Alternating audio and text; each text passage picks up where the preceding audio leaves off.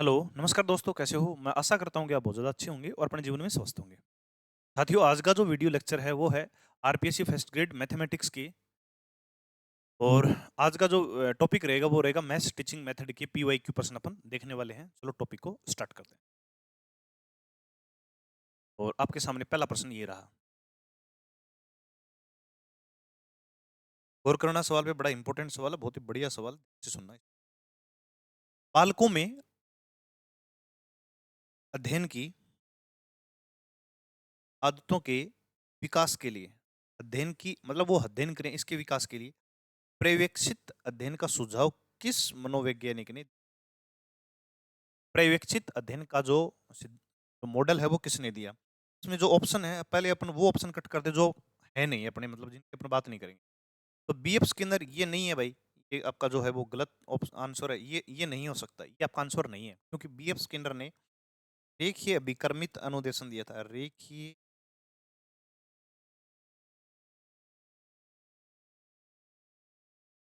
BF Skinner साहब ने रेखीय अभिकर्मित अनुदेशन, अभिकर्मित अनुदेशन दिया, तो ये ऑप्शन नहीं है। इसका मतलब ये तो कट हो गया। अगला है एच मॉरिसन, जी नहीं है, एच मॉरिसन भी गलत है। इन्होंने इकाई पाठ योजना दी थी। कौन सी योजना दी थी? इन्होंने दी थी इकाई पाठ योजना। इकाई पाठ योजना के जो प्रतिपादक हैं वो कौन है साथियों? एच मॉरिसन है। और अब ऑप्शन अपन बात करते हैं, ये भी ऑप्शन नहीं हो गया। इसका मतलब ये दोनों ऑप्शन तो आपके क्या हो गए? कट हो गए। अब साथियों मैं आपको एक बात बताना चाह रहा हूँ। पर्यवेक्षित अध्ययन का जो मॉडल दिया था वो दिया था आपके डेजी मोरविल जोन ने। पर्यवेक्षित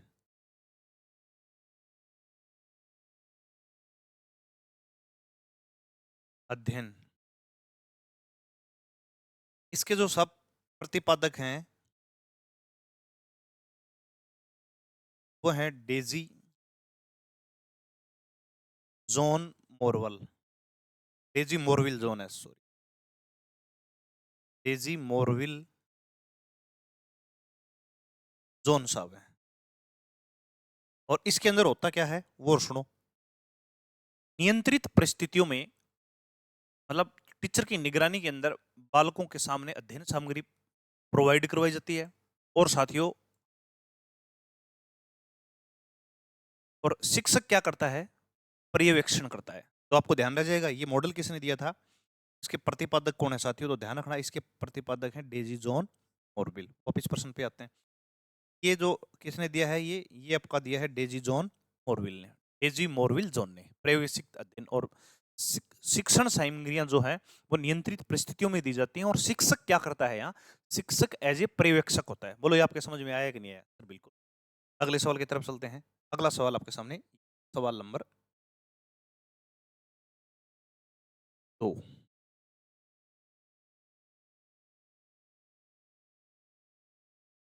सवाल आपके सामने ये रहा कि गणित में मंद अधिगमकर्ताओं, स्लो लर्नर विद्यार्थियों की मदद करने के लिए सबसे प्रभावी तरीका क्या है?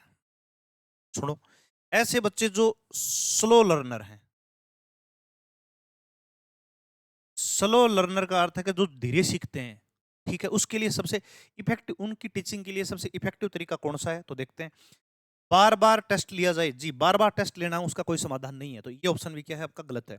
ऐसे लड़कों के लिए विशेष कक्षाओं की व्यवस्था की जाए। आप विशेष कक्षाओं की व्यवस्था तो कर दोगे, लेकिन बच्चे जो क्लास से पिछड़ जाएंगे, तो ये ऑप्शन भी क्या है आपका? गलत है।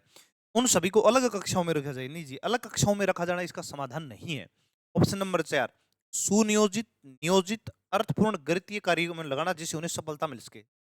आपका जो राइट आंसर है वो ये है। अब ये क्यों है? देखो, स्लो लर्नर जो बच्चे होते हैं उनके लिए, स्लो लर्नर अगर आपके पास बच्चे हैं तो उनके लिए क्या करोगे आप? सुनियोजित अर्थपूर्ण कार्य करवाओगे और उनके बौद्धिक स्तर के अनुरूप आप गणित पढ़ाओगे।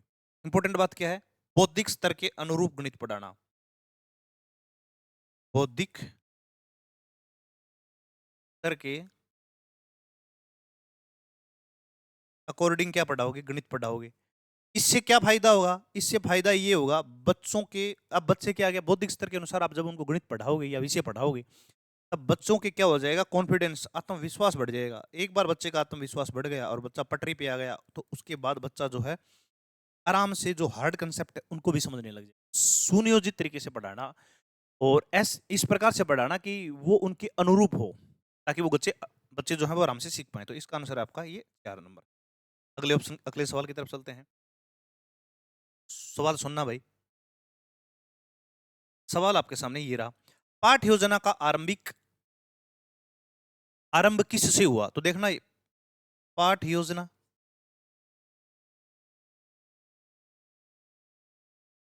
साथियों इसका जो प्रतिपादन है ये देन है गेस्टाल्टवाद की। देन है साथियों गेस्टाल्टवाद की, गेस्टाल्टवाद। और गेस्टाल्टवाद, इसका एक और नाम हो सकता है, ये नहीं मिले तो इसका अगर और मिले तो ये मिलेगा आपको समग्रतावाद। समग्रतावाद। और समग्रतावाद भी नहीं मिले तो इसको बोलते हैं अपन पूर्ण से अंश की ओर। एक और नाम याद रख लेना, पूर्ण से अंश की ओर। और पाठ योजना के साथ साथ इन्होंने एक योजना और दी थी, इकाई पाठ योजना। तो इकाई पाठ योजना जो है वो भी किसकी देन है? वो भी गेस्टाल्टवाद की देन है। साथियों एक बात और मैं आपको बता देता हूँ यहीं से, ये जो गेस्टाल्टवाद है ये जो दिया था ये जर्मनी के 3 मनोवैज्ञानिकों ने दिया था। तो ये गेस्टाल्ट जब जो शब्द है इसका अर्थ है बड़े रूप से, बड़े से छोटे की ओर। इस जानने वाले जो वैज्ञानिक है, मनोवैज्ञानिक है, वो है वर्दीमर, एक है आपका इसमें कोहलर, और एक है साथियों कोहप्पा। और मैन जो इसमें मनोवैज्ञानिक है साथियों वो वर्दीमर है, कोहलर है, सॉरी कौन है? कोहलर है। तो इसका आंसर क्या होगा आपका? सीधा ही गेस्टाल्टवाद। गेस्टाल्टवाद किसकी देन है?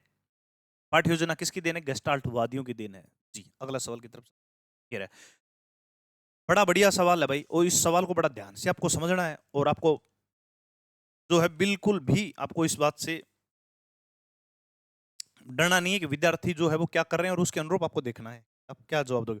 कौन सा विद्यार्थी कहलाएगा कि वह, कौन सा विद्यार्थी क्या कहलाएगा? घन, क्यूब और घनाभ का अवबोधन समझ रखता है। आपको कैसे पता चलेगा कि एक विद्यार्थी और घन और घनाभ के अंदर समझ रखता है? कॉम्प्रिहेंसिव उसका डेवलपमेंट हो, उसका ब्रेन में एक संज्ञान के अंदर एक टर्म आती है समझ, मतलब अवबोध, अवबोध का विकास हो चुका है।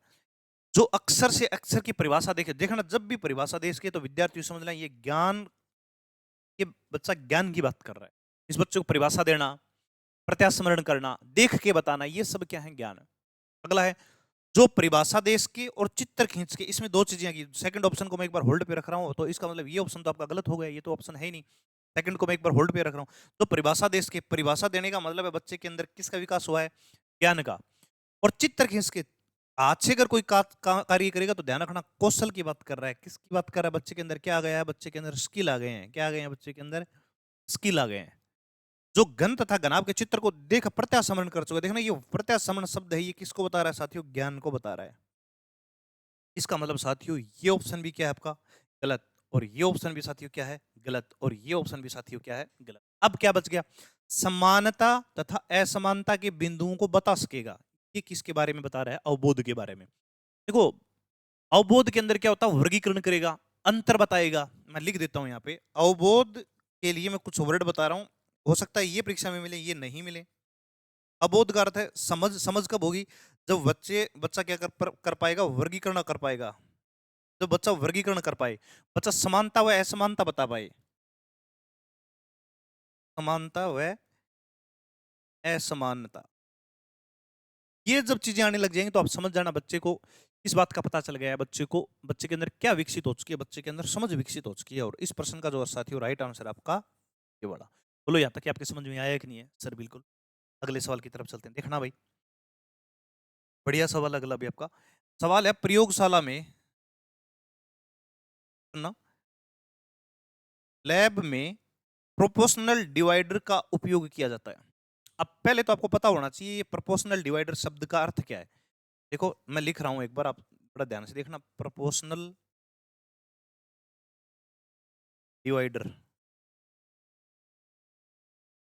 काम करते हैं अपन इसको अगले पेज पे बता देता हूं। मैं पेज ले लेता हूं, उसके ऊपर मैं आपको आराम से बता पाऊंगा।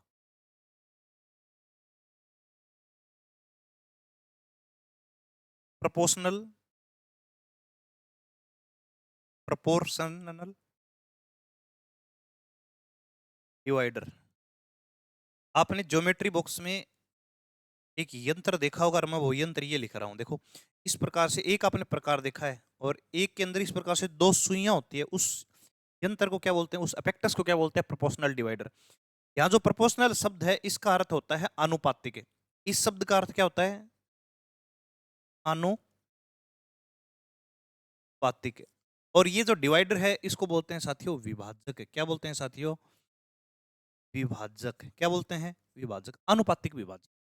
प्रकार का जो ये प्रकार के अलावा प्रकार के अंदर एक नोक होती है, एक सुई होती है, और प्रोपोर्शनल डिवाइडर में क्या होती है, दो सुइयां होती है। तो ये प्रोपोर्शनल डिवाइडर, इसका यूज किस में किया जाता है, तो ध्यान रखना गणित की आकृतियों को छोटा व बड़ा मतलब अनुपात में बताना। भाई एक त्रिभुज बड़ा है एक त्रिभुज छोटा है तो इसकी मदद से पता चलता है आकृतियों को छोटा व बड़ा देखने के लिए। तो छोटा व बड़ा क्या हो गया, अनुपात हो गया ना, विभाजन हो गया। एक तो बड़ा है एक छोटा है, दोनों में अंतर कर पाना। तो मैं यहाँ लिख पा रहा हूं, जरा गौर से सुनना।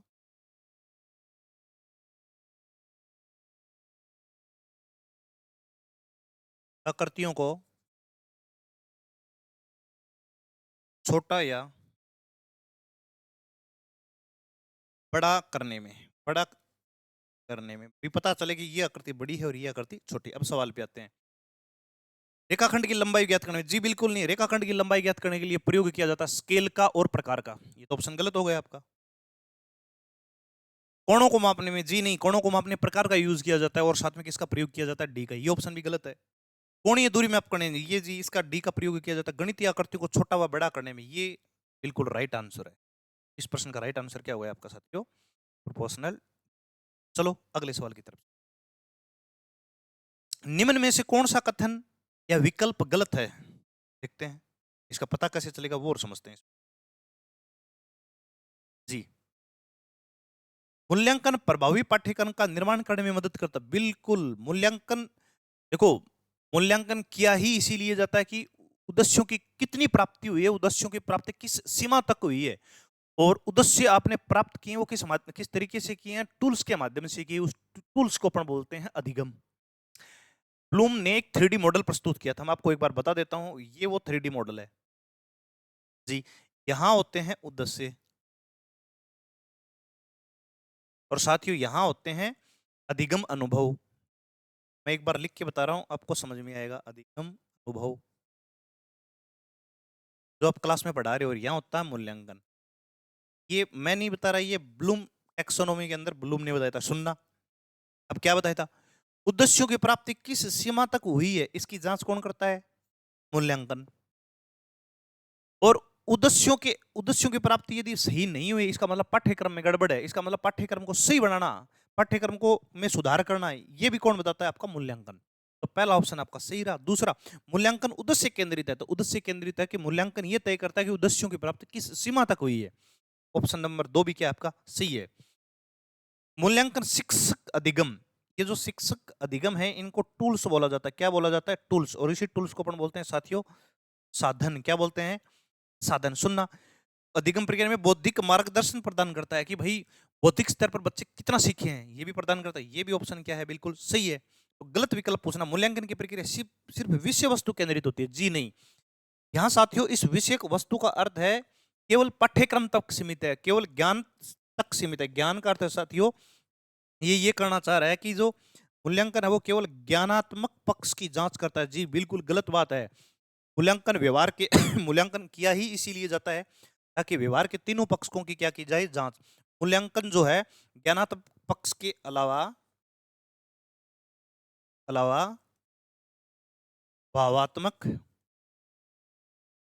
तथा क्रियात्मक पक्ष की भी जांच करता है, क्रियात्मक पक्ष की जांच करता है, ये भी जांच करता है। और यहां ये कह रहा है कि जांच, और यहां आपके ऑप्शन साथियों क्या है, यहां ऑप्शन है साथियों आपके कि मूल्यांकन जो है विषय वस्तु तक केंद्रित है, जी विषय वस्तु तक केंद्रित नहीं है। इसका मतलब आपका ये ऑप्शन तीनों क्या है, बिल्कुल सही। और राइट आंसर क्या है, वैसे इस प्रश्न का जो राइट आंसर है वो ये, लेकिन ये मूल्यांकन यहाँ केवल विषय वस्तु का नहीं किया जाता है, उसके अंदर भाव भी शामिल है और क्रियात्मक पक्ष भी शामिल है। चलो अगले सवाल की तरफ चलते हैं।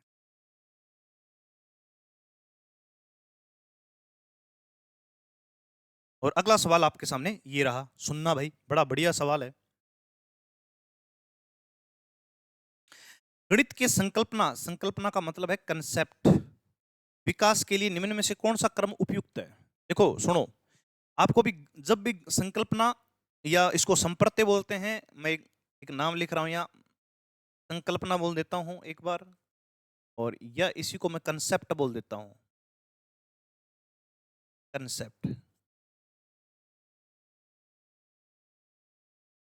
सुनो, बड़ी गौर से सुनना। इसके विकास के लिए सबसे पहले बच्चों के सामने उदाहरण रखे जाते हैं, या कोई मूर्त वस्तु रखी जाती है, जो वस्तु बच्चा देख सके, या उदाहरण से बच्चा देखेगा तो बच्चा उदाहरण को देख के क्या बनाएगा, क्या कंसेप्ट बनाएगा, बच्चा बनाएगा प्रत्यक्षीकरण। क्या करेगा बच्चा? करेगा प्रत्यक्षीकरण, क्योंकि प्रत्यक्ष रूप से उसके सामने कोई वस्तु है। जब बच्चा प्रत्यक्षीकरण करेगा तो बच्चा उसके बारे में अपने दिमाग के अंदर, अपने कोग्निटिव डोमेन के अंदर सोचेगा, तो देख रहा है वो मूर्त है, और दिमाग के अंदर उस चीज की इमेज बना रहा है, वो कैसा हो जाएगा? उसके बच्चा अमूर्त चिंतन पैदा हो जाएगा। इसका मतलब बच्चे में क्या पैदा हो जाएगा? अमूर्तीकरण। अमूर्तीकरण। क्या मैं बताऊंगा ये अमूर्तीकरण क्या होता है? और उसके बाद साथियों अंत में क्या बनता है? पैटर्न बनता है, और पैटर्न के बाद क्या हो जाती है? वो सामान्य हो जाती है चीज। तो अंतिम बिंदु है सामान्यीकरण है, या इसका अंतिम पॉइंट क्या है? सामान्यीकरण। समझो, अब ऑप्शन को कैसे काटेंगे? देखो, सामान्यीकरण ऑप्शन में सबसे पहले उसको सीधा ही कट कर दो, दोनों गलत। तो सबसे पहले क्या है? प्रत्यक्षीकरण। प्रत्यक्षीकरण के बाद क्या है? अमूर्तीकरण। अमूर्तीकरण के बाद क्या है? सामान्यीकरण। इसमें सामान्यीकरण पहला है, तो ये भी कट। इसका मतलब अपने इस प्रश्न का राइट आंसर हो गया, जैसे बच्चे को बोलो कैट, तो बच्चे के दिमाग में कैट की इमेज बनेगी, और इमेज बनना ही क्या कहलाता है? अमूर्त चिंतन। तो उदाहरण आपने बच्चे के सामने रखे, मतलब प्रत्यक्षीकरण किया। जब प्रत्यक्षीकरण हो जाएगा तो बच्चा उसके प्रति अमूर्त चिंतन पैदा करेगा, तो अमूर्तीकरण बन जाएगा। जब अमूर्त चिंतन हो जाएगा तो बच्चा उसके प्रति जनरलाइजेशन करेगा, सामान्यीकरण करेगा, बच्चा उसका पैटर्न बनाएगा, तो उसको बोलते हैं अपन सामान्यीकरण। जी, अगले सवाल की तरफ चलते हैं। अगला सवाल सुनो।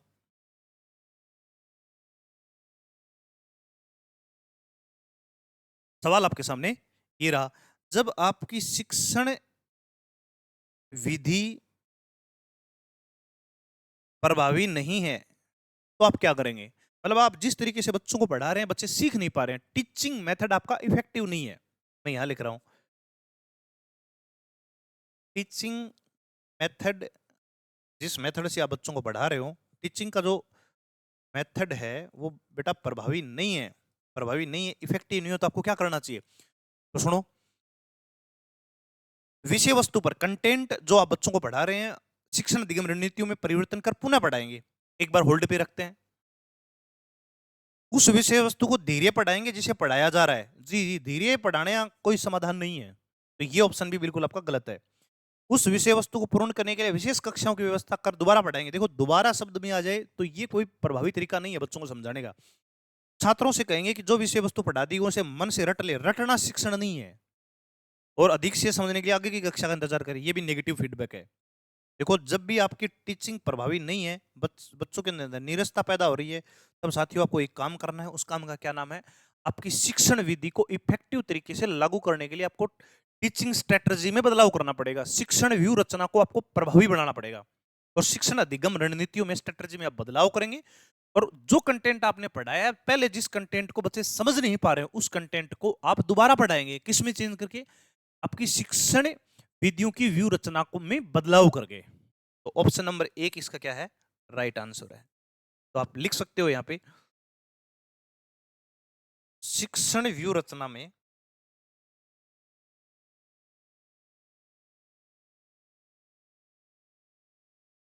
शिक्षण व्यू रचना में क्या करेंगे साथियों? परिवर्तन करेंगे, और फिर वही कंसेप्ट बच्चों को दोबारा पढ़ाएंगे। आपको समझ में आएगा इसमें क्या करना है? रचना में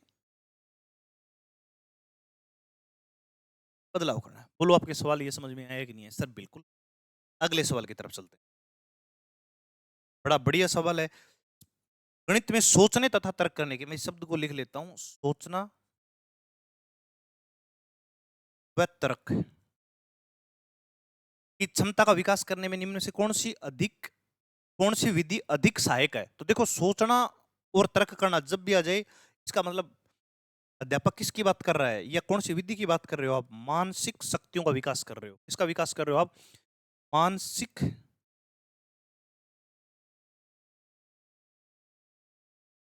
मानसिक शक्तियों का विकास। मानसिक शक्तियों को सर्वाधिक महत्व।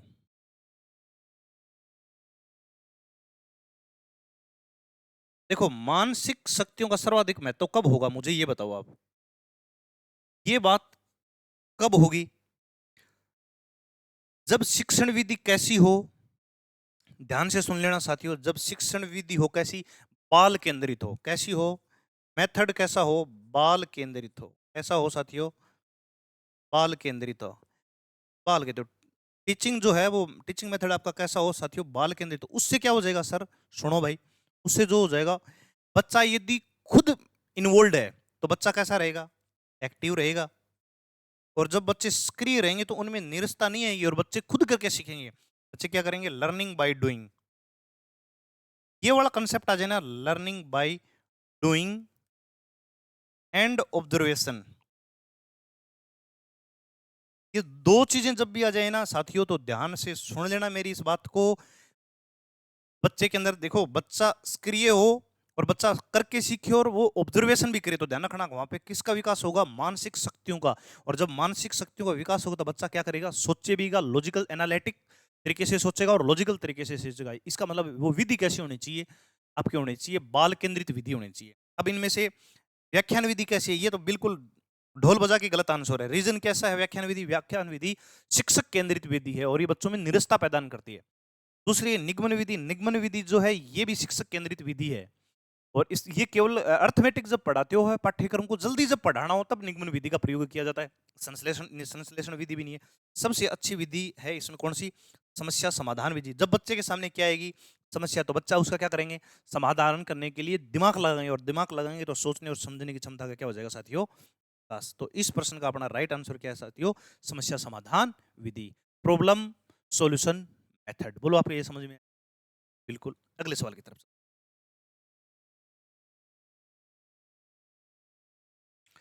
सवाल आपके सामने ये रहा, विश्लेषणात्मक विधि से शिक्षण तथा अधिगम प्रदान करना निम्न में से किस अधिगम सिद्धांत के अनुकूल है? पहले तो आप ये समझो कि विश्लेषण का अर्थ क्या होता है।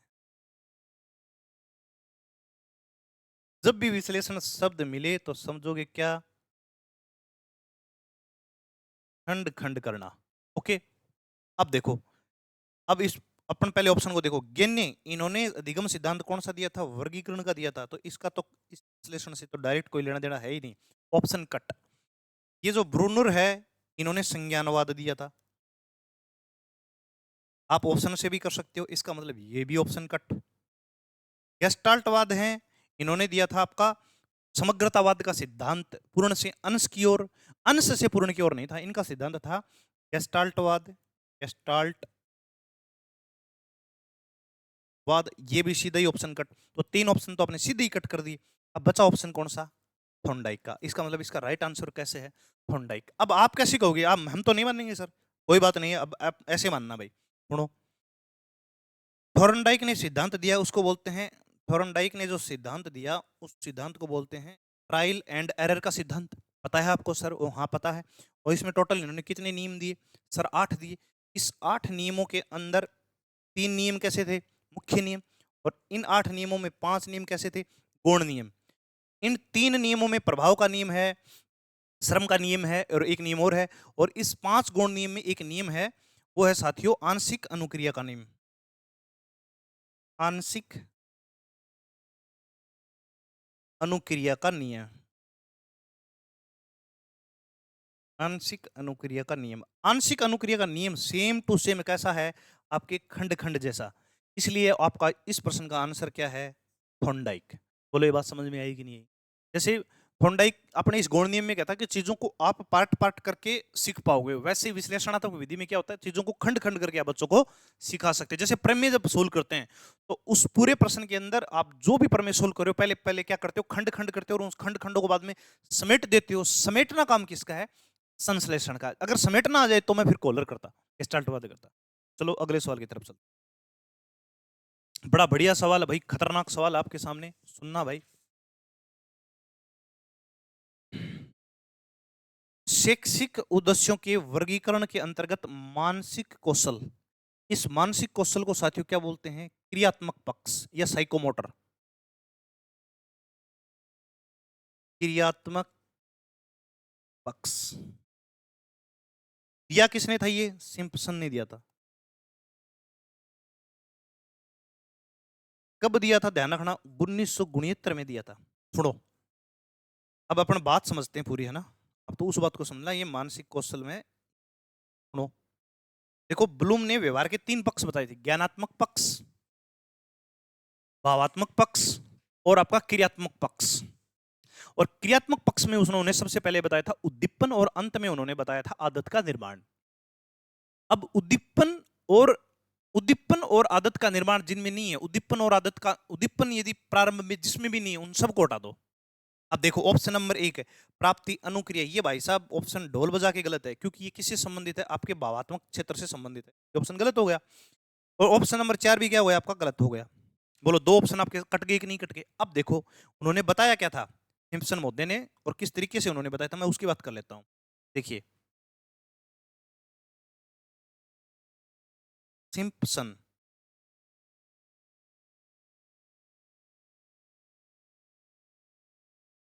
महोदय ने 1969 में कौन सा पक्ष, व्यवहार के किस पक्ष की व्याख्या की?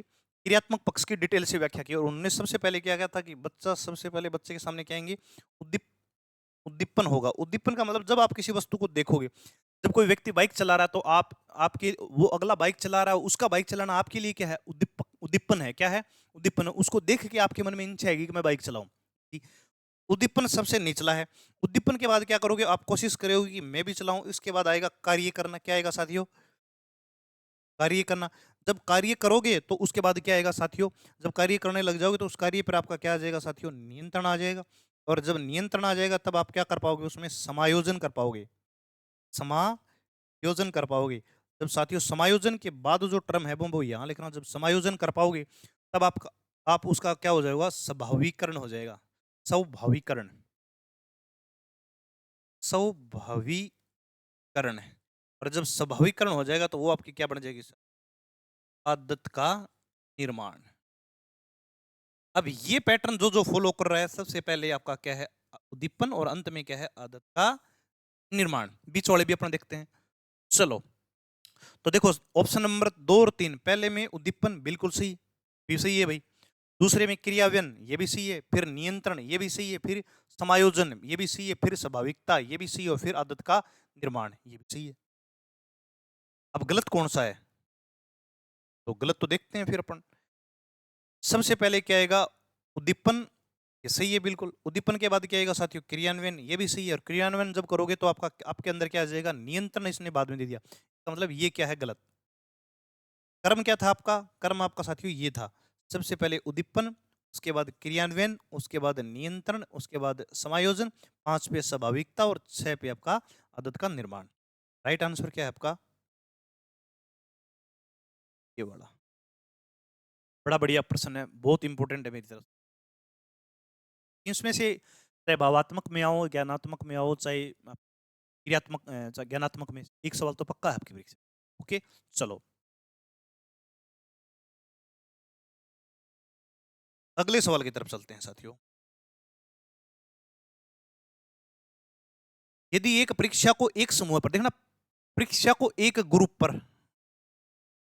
2 या 3 बार रिपीट, बहुत बढ़िया सवाल है, तो हर बार समूह के छात्रों के अंक में नियमितता बन रही, अंक नहीं बदल रहे, परीक्षण की पुनरावृत्ति है और रिजल्ट चेंज नहीं हो रहा। देखो सुनो, मैं 2-3 बात बताऊंगा यहाँ पे। परीक्षण की पुनरावृत्ति याद रहेगा आपके? ये परिणाम सेम।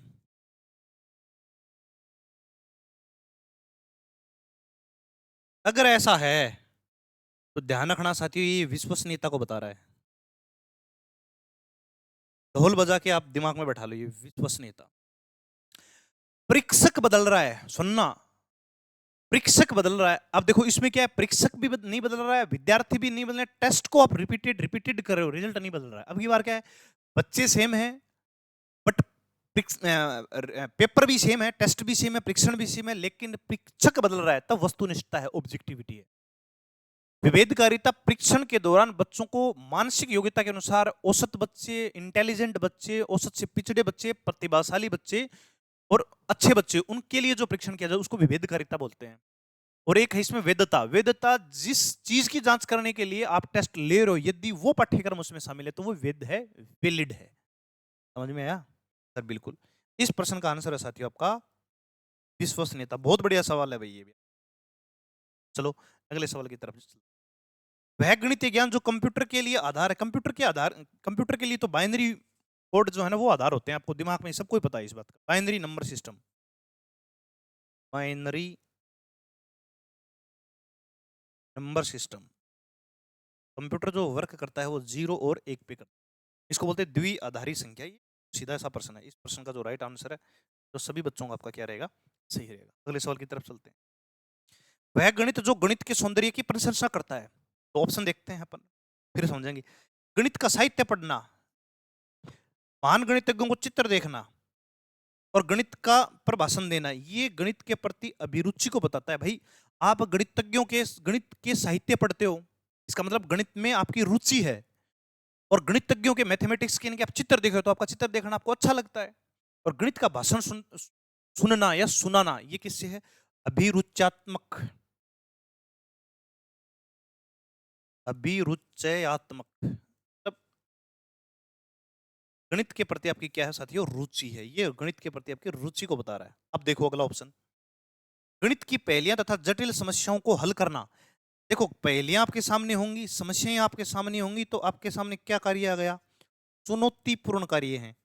जब आपके सामने चुनौतीपूर्ण कार्य आ जाते हैं और जब चुनौतीपूर्ण कार्य को आप हल करोगे तो हल कर को आपको आनंद, आई कैन डू इट, ये वाली फीलिंग जब आएगी तो इसका मतलब आप गणित की किसकी व्याख्या कर रहे हो, आप गणित के सौंदर्य की प्रशंसा, सौंदर्य की प्रशंसा किसको बता रहा है, गणित के सौंदर्य की प्रशंसा को बता रहा हो। तो इसका जो राइट आंसर है वो आपका ये रहा। बोलो आपके समझ में आया? बिल्कुल। अगले सवाल की तरफ बड़ा बढ़िया सवाल अगला भी सुनना भाई।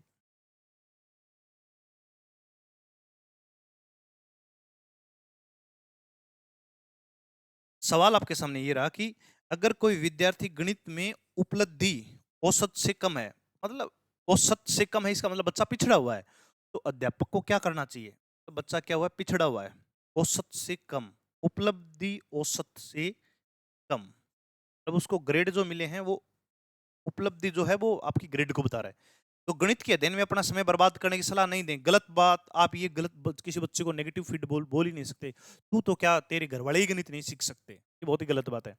विद्यार्थी की गणित संबंधी कठिनाइयों को पता लगे न तो निदात्मक इसको होल्ड करते हैं, उदाहरणों से विभिन्न समस्याओं द्वारा हल करने को प्रेरित करते कि जी नहीं, ये भी इसका समाधान नहीं है।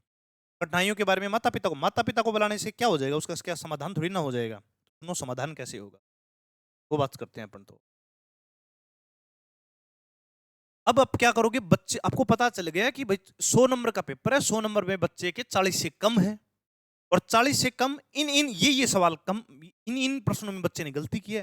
अगर इन इन प्रश्नों में गलती किया तो ये टॉपिक बच्चे को नहीं आ रहे, इसका मतलब बच्चे का आप क्या कर रहे हो, निदानात्मक परीक्षण कर रहे हो।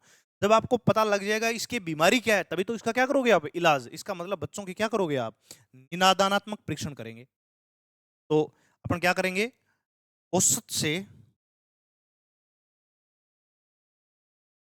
कम यदि किसी के नंबर आ रहे हैं उसके लिए सबसे अच्छा तरीका क्या है, निदानात्मक टेस्ट, डायग्नोस करेंगे अपन।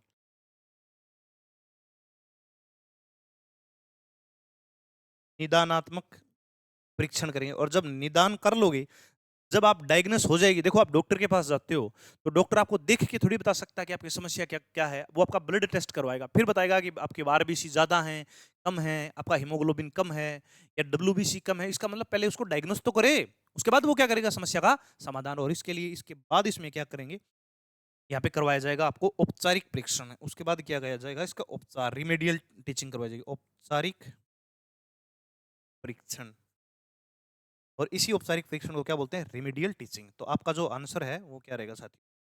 इस सवाल का जो आंसर है वो रहेगा आपका, चलो अगले सवाल की तरफ। बहुत बढ़िया सवाल था। सुनो, कक्षा में ओवरहेड प्रोजेक्टर, ओएचपी की बात कर रहे हैं जी, आगे बताओ। उपयोग करने का प्रमुख उद्देश्य है, क्या उद्देश्य है? प्रमुख उद्देश्य क्या है? अध्यापक के काम के भार को कम करना। जी नहीं, अध्यापक के भार को कम कैसे कर सकता है? ओवर हेड प्रोजेक्टर यदि होगा तो इसका मतलब अध्यापक को तो पढ़ाना तो वैसे ही पड़ेगा, लेकिन वो थोड़ा अच्छे तरीके से पढ़े।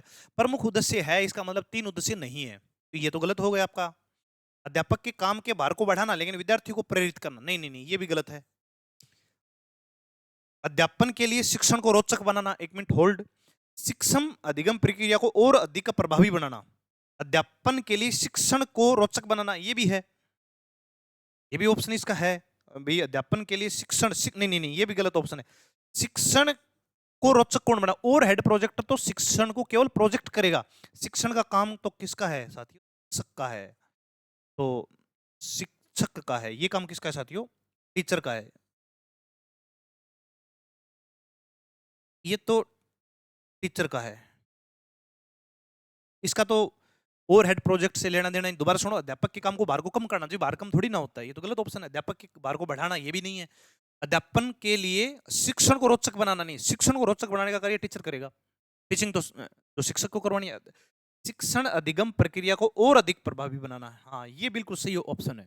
आपको कैसे पता चला सर? मुझे ऐसे पता चला, जब बच्चे को आप शिक्षण सहायक सामग्रियों के साथ पढ़ाते हो, विद्यार्थियों का विद्यार्थियों विद्यार्थी जो हैं विद्यार्थी का ज्ञान, विद्यार्थी का भाव और विद्यार्थी के क्रियात्मक पक्ष, तीनों एक्टिव हो जाते हैं। और जब तीनों एक्टिव हो जाते हैं तो दिया गया ज्ञान क्या हो जाता है? स्थायी हो जाता है। इसका मतलब शिक्षण अधिगम प्रक्रिया जो वो कैसी हो जाती है? इफेक्टिव हो जाती है। बोलो ये आपके समझ में आया कि नहीं आया? अगले सवाल की तरफ।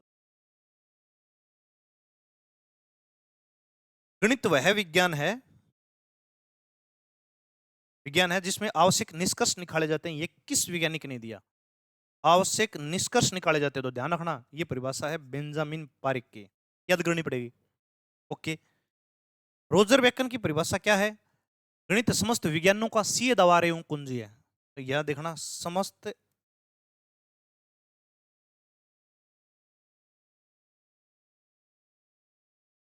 विज्ञानों का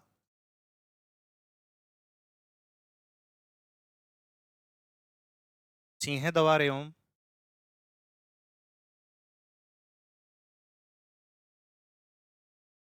की है। ये भाई आपको कीवर्ड याद करने पड़ेंगे। सिंह दवारो क्यों, याद रखना, रोजर बेकन की परिभाषा है। ओके, लोक ने क्या परिभाषा दी वो सुनो आप। तो बालकों में तर्क करने की क्षमता का विकास करना।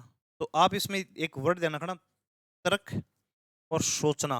और ये दोनों शब्द नहीं आए ना तो इसकी जगह एक शब्द और आ सकता है, मानसिक शक्तियों का विकास करना। ये परिभाषा हो गई। एक परिभाषा अपने यहां देख लेते हैं, बर्नेड रसल की।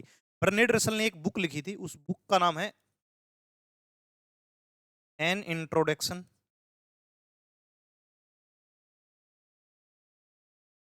To mathematical philosophy. बुक का नाम दिमाग में रख लेना। अब इस उन्होंने जो बात कही वो बात आपको मैं बता देता हूं। बर्नेड रसल का मानना था कि प्रत्येक बच्चे को गणित सीखनी चाहिए, प्रत्येक बच्चा गणित सीख सकता है, और गणित जो है बालकों में तर्क करने की क्षमता का विकास करती है। तीन शब्द दिए थे इन्होंने। प्रत्येक बच्चे को गणित सीखनी चाहिए, प्रत्येक बच्चा गणित सीख सकता है, और बच्चों में गणित जो है वो तर्क करने की क्षमता का क्या करती है साथियों? विकास करती है। ये बात किसने की थी? बर्नैड रसल ने कही थी। बोलो ये यहां तक आपको समझ में आया कि नहीं आया? सर बिल्कुल आया। ओके जी, आगे चलते हैं। अगले सवाल की तरफ अपन चलते हैं साथियों। बड़ा बढ़िया सवाल है और अपन इस सवाल को बहुत आसानी से हल करेंगे जी। ऐसा कोई स्कूल विषय नहीं है जिसका गणित के साथ संबंध नहीं है।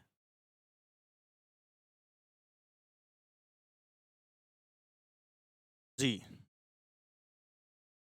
और एक बार रुकना भाई, मैं अगला सवाल देख लेता हूँ कितने रह गए। चलो,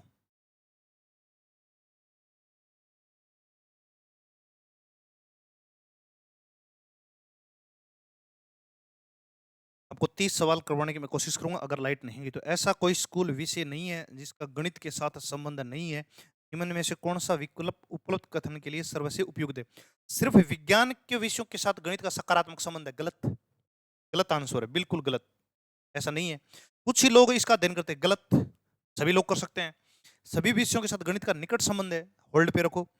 ये भी नहीं है, ये भी नहीं है। गणित की उन्नति दूसरे विषयों से ठीक तरह से हो सकती है, बिल्कुल गलत। गणित की उन्नति का लेना देना दूसरे विषयों से नहीं है साथियों, ध्यान रखना। गणित जो है वो गणित जो है वो प्योर मैथमेटिक्स से आगे बढ़ता है। सभी विषयों के साथ गणित का निकटतम संबंध है।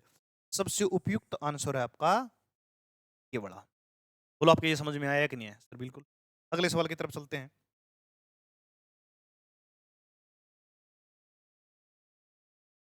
गणित शिक्षण में ऐसी कौन सी टेक्निक है जिसमें विद्यार्थी अपने उत्तर की जांच तत्काल कर सकते हैं? ये कह रहा है मौखिक कार्य, जी नहीं, मौखिक कार्य विद्यार्थी खुद नहीं कर सकते, इसमें तो टीचर करता है। टीचर को पता होता है कि क्या सही है क्या गलत है। दीक्षित अध्ययन, इसमें भी टीचर को पता लगता है। देखो इसमें कहा कि विद्यार्थी, जिसमें विद्यार्थी अपने उत्तर की जांच, देखो इसमें एक शब्द दिया है विद्यार्थी अपने उत्तर की जांच, विद्यार्थी अपने उत्तर की जांच कर सकता है। दल परीक्षण, ये भी नहीं है। अब अभिकर्मित अनुदेशन इसका क्या है साथियों? राइट आंसर है। कैसे है सुन। वैसे इस अभिकर्मित अनुदेशन के 5 पद होते हैं। अभिकर्मित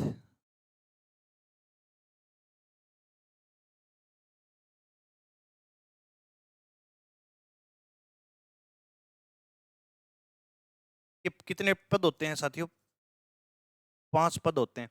इन 5 पदों में एक पद होता है जिसको अपन बोलते हैं तत्काल प्रतिपुष्टि का सिद्धांत। तत्काल प्रतिपुष्टि, इस प्रतिपुष्टि को इंग्लिश में बोलते हैं बेटा फीडबैक पुष्टि थ्योरी। एक बार मैं इस प्रतिपुष्टि को, हो सकता है कुछ विद्यार्थी इंग्लिश में पढ़ते हो तो मैं लिख देता हूं इसको फीडबैक। जी। अब क्या होता है सुनो, ये तत्काल प्रतिपुष्टि सिद्धांत में क्या होता है वो सुनना जरा ध्यान से। बच्चों की अनुक्रिया या उत्तर की जांच उसी समय कर दी जाती है। देखो अभिकर्मित अनुदेशन का जो कंसेप्ट देने वाले जो वैज्ञानिक हैं उनका नाम है साथियों आपका अभिकर्मित अनुदेशन जो देने वाले वैज्ञानिक है उसमें सबसे पहले आता है रेखीय, इसको बोलते हैं बीएफ स्किनर। एक नया मैंने प्रश्न बताने का प्रयास किया है, आपको याद भी रह जाएगा। ये वही स्किनर है जो लर्निंग का जिन्होंने सिद्धांत दिया था। अब वापस प्रश्न पे आते हैं, आ जाओ तो जी। सुनो, तत्काल प्रतिपुष्टि सिद्धांत का मतलब यह है अभिकर्मित अनुदेशन में बच्चों के सामने पाठ्यक्रम रखा जाता है, बच्चे उसको पढ़ते हैं, फिर वो उसको सही या गलत करते हैं। अगर